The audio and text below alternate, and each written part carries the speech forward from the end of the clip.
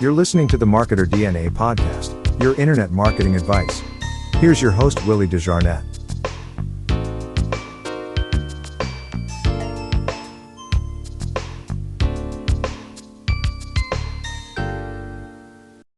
What's going on, my friends? On a Tuesday night, I wanted to do a podcast, and I wanted to talk about Safelist Marketing 2023. Now, you get to talk to all these experts, and they they want to talk about Safelist. It's not profitable. You can't get anything done with Safelist. Let me tell you what my experience with Safelist. Let's just go back to the past. You know, Safelist was a safe way to, where you can just send an email out to many other people that was members of that Safelist, and you get to look at their ad. So it started getting where I guess a lot of people weren't opting into the ads. So the actual owners of the Safelist, they figured things out. So they made a change to it. It didn't take but a couple of sites to do that, and they made a change to it. So what goes on is, if you are a free member, in order for to be able to send your ad out, you have to have credits. So what these Safelist people done, they made you have to click for credit. So what that's doing is you actually have to look at their ads. Yeah, you do. You have to physically look at their ads. So that's what'll make it whether you get any credit to run an ad with, which is a very smart idea. But let me tell you where a lot of people fail with Safelist. They send it through a couple times, and and they said, well, I got a few leads, but it just ain't quite enough. My history of doing Safelist is, when you're doing Safelist, the best thing for you to do is the people that's actually surfing for credits daily. If that ad that you promote shows up a bunch of times, it's like, wow, that ad has been showing up for the last 30 days. I need to see what that's about. That's what happened. What you have to do when it comes to marketing with Safelist, and I believe me, I have my impatient time with it as well. Man, you have to market that ad consistently. So the other people that's on the other side that's actually looking at that ad, they gonna be compelled, if that's if you got a good sales page or whatever, but they're gonna be compelled, let me see what they're talking about. So that's what's gonna attract you to these Safelist.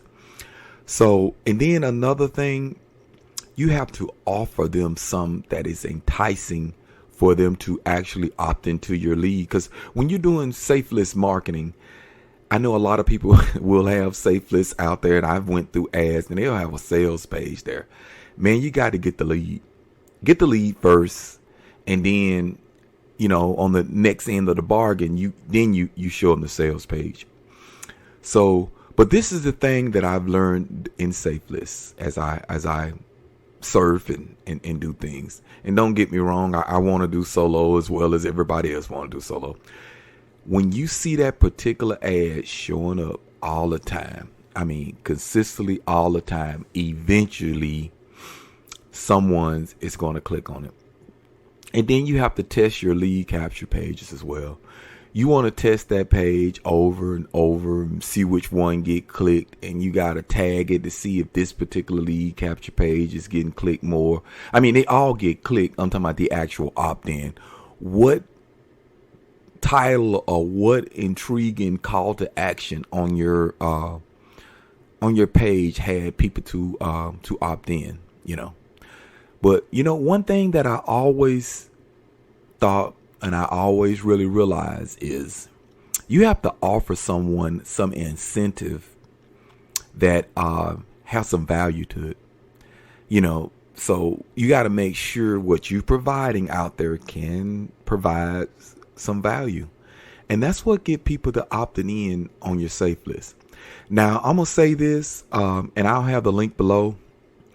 Now, I got a program that I came across through Lead Leaps. And it got a list of, I counted it today, I physically counted it. It is 51 ways that you can bring leads into your system. But I know just getting started on this project, because I'm going to do this project because I want the people who join opportunities with me, because majority of the people that join opportunities with me, they're retired people. They want to do some extra on the side, and they can't fork out solos after solos after solos, things of that nature. So they can't do that. So I have to provide them a way to be able to get free traffic. And there is no reason pointing them to a free traffic method, and I'm not doing it myself. So I have to do it myself as to show them what could be possibly going wrong.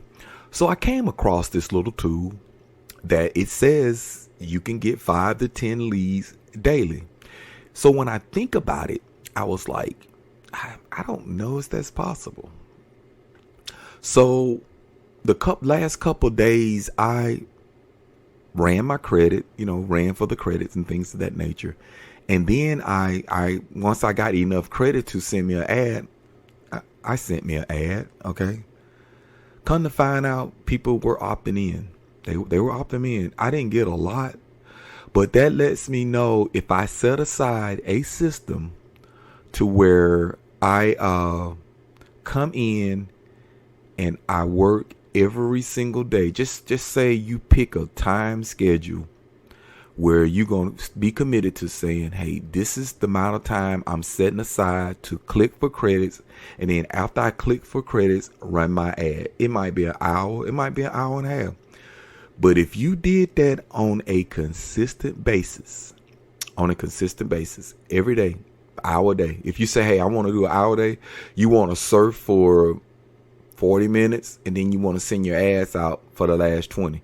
If you done that every day and made a selection of my amount of accounts that you want to click for credit for, and you done that every day, I'm telling you guys, I'm telling you right now, just an hour a day, you would get 5 to 10 leads coming in your email box or in your autoresponder opt-in or whatever you want to call it. I'm just telling you, you can do that with Safelist, because everybody on the other end has to click for credit. They have to look at your capture page. That's what made these new generation Safelist people get better.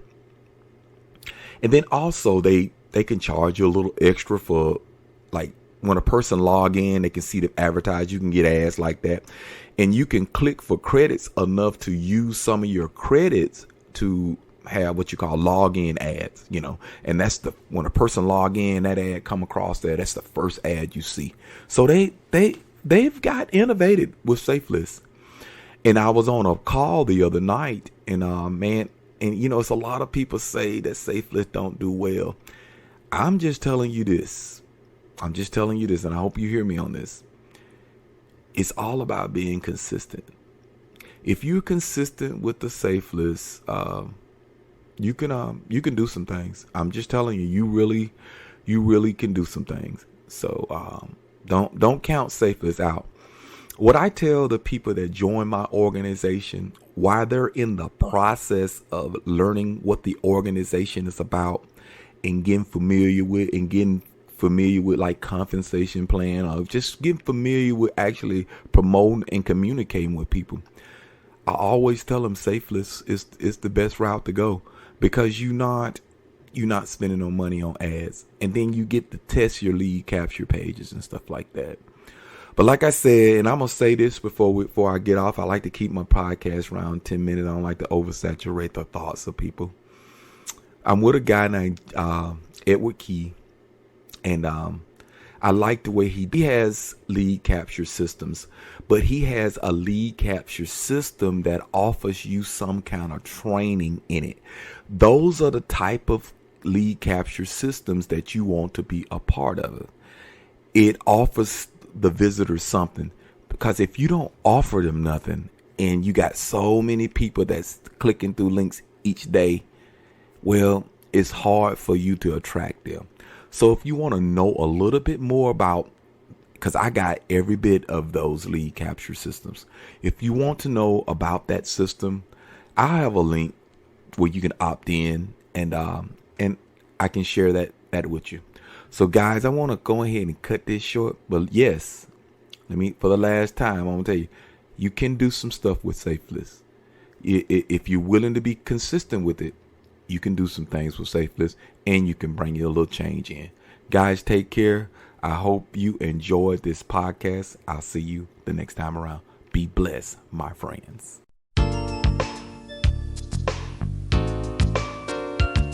You've been listening to the Marketer DNA podcast, your internet marketing advice. Please don't forget to subscribe to this channel. I hope to have you here for the next episode.